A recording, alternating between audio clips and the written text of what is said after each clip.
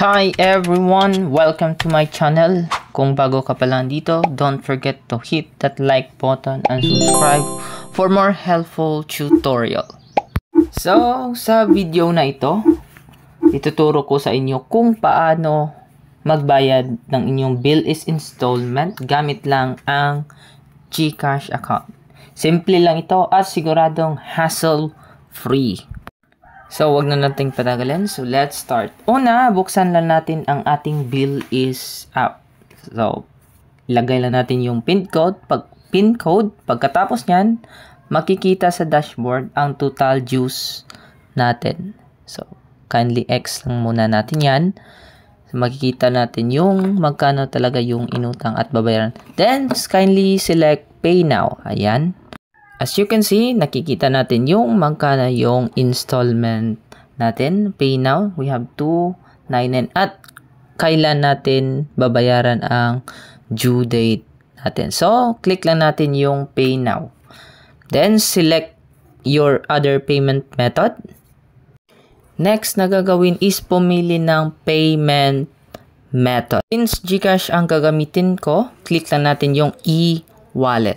Since GCash ang gagamitin natin, click lang natin yung, pipilian lang natin yung GCash bilang payment option. So, may convenience fee siya na 72, whereas sa Maya, may 59. So, kayo na pong bahala. Pwede siya GCash or Maya. Ayan, nalagin na tayo sa GCash natin. Click lang natin yung next. Then, wait lang natin yung MPIN password or yung OTP. Reminders po, huwag ibahagi ang iyong MPIN kahit kanino or your OTP. Kasi, importante yan. Baka ma-hack yung account natin. Make sure na hindi ibibigay yung OTP kahit kanino.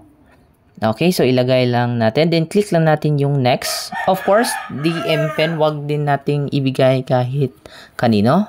Lagay yung MPIN, then click next. Click lang natin yung pay. Ayan, nag-loading. Then, click proceed. Ayan. O, click natin yung okay.